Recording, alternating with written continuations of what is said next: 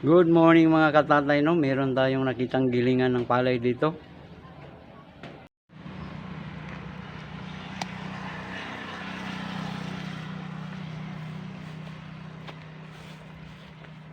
Maliit lang ang dryer niya. Pero kasya dito mga 20 kasako lang. Ang 20 kasako manipis na yon. Pwede rin 30 sacks kaso makapal na. Tingnan natin. Nagpaalam tayo sa may-ari, ha?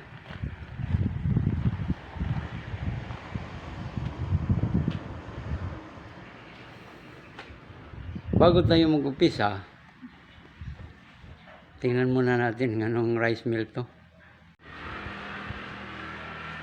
Amelita E. Mendoza. Amelita Rice Mill. Okay.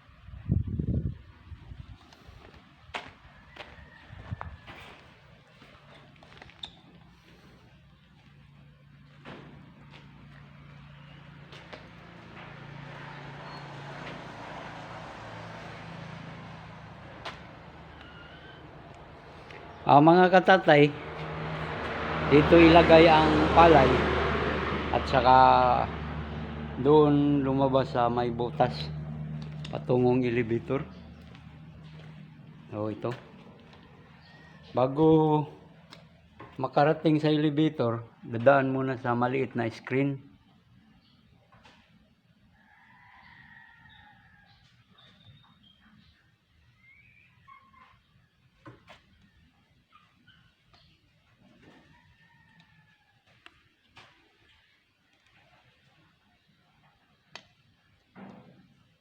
Tapos ihagis sa bandiya ng aparatos. Konti lang. Yan o. Tapos ganyan.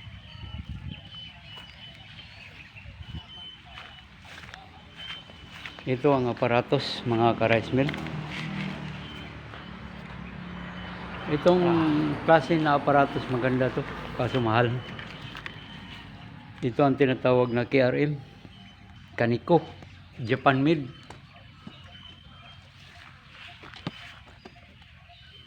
Ayos oh. 1 belt lang. Dapat ito 3 belt dito eh. Pero ang nakaganda nito kahit 1 belt lang gumagana.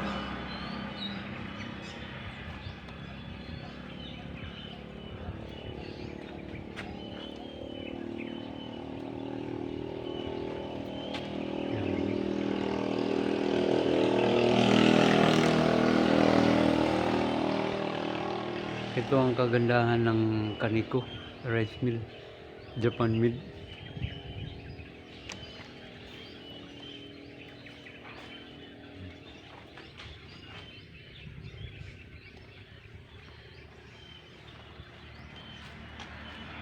Dito lalabas ang bigas.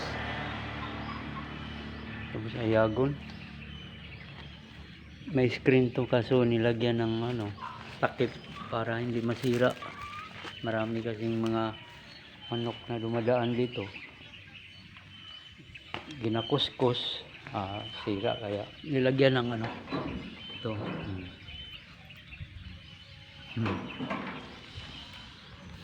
Maganda rin.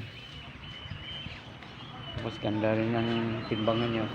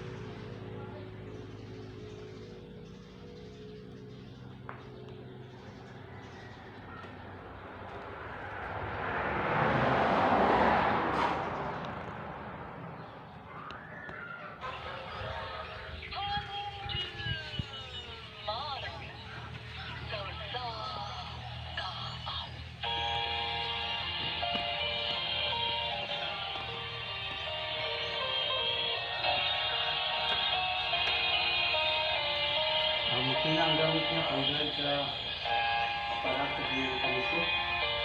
Mitsubishi. Ito. Tingnan natin sa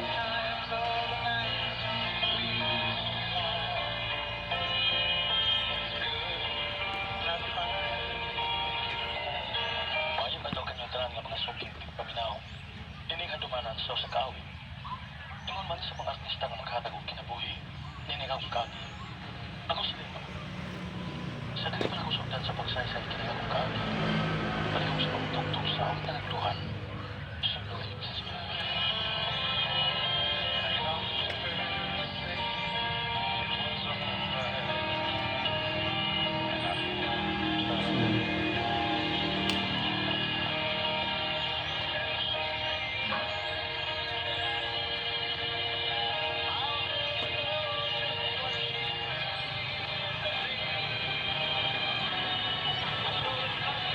sa imong makina. Mura dili man po for the R5 no? Ya for bisito. For the R5 to ko ah.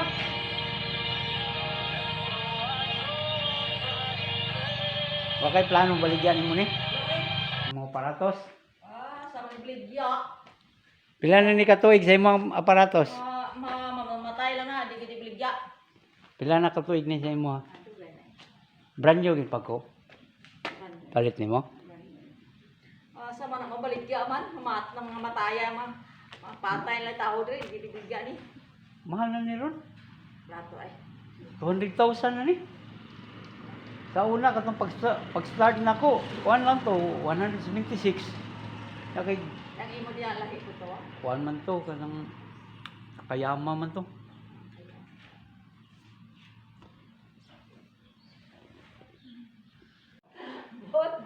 Mark 1 ni siya ba? Kay ang iyang kaha diri yun dako oh. Karon ang Mark 3 ron gamay ng kaha. Wa po biyalig agi nga klase nga aparatos.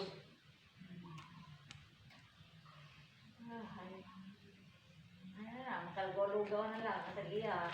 Isa lang kabilt ang gagana, ang gagunit. Gasto na kung daghan, o duha. Hindi na. Bagay mahal naman kung belt good. Sa una pag start nako tag 390 lang. Pero karon kinis 720. Ayan, isa na lang, kay mahal. Kaya na po. Isa lang eh. Nay, mo diya, wala lang hindi mo ginapan.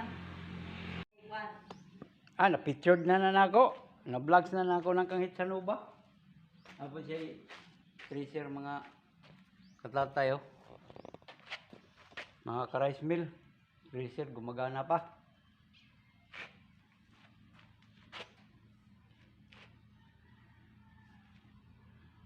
Kisa gani ngalan siya mong tatay. Aki ko ang igsuonin mo no. Isa may isa ganitong kanang naamoy yuta ang akong lola. Nagipalit daw sa mga Mendoza. 1968. Ibaligya nila. Pero ang lola nako, ang apelyido ato Flores Apanta. Uplito siya sa dalaga pa. Mo exit na ta sa galingan nga itong gipakita mga ka-rice mill.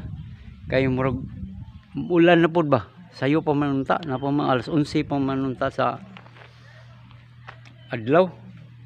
Ya, dirin lang ta kutob. Salamat tagdako sa mga followers no. Sa mga viewers. Labi na nga to sa mga subscriber. Kini si Tatay sa Uma, Life in the Farm. Nya, uli na ta.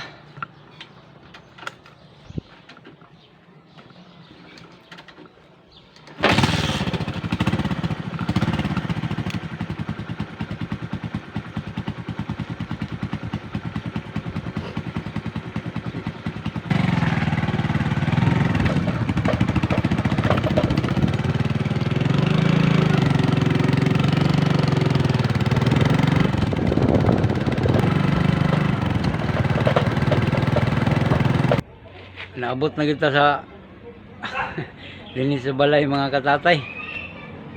Salamat.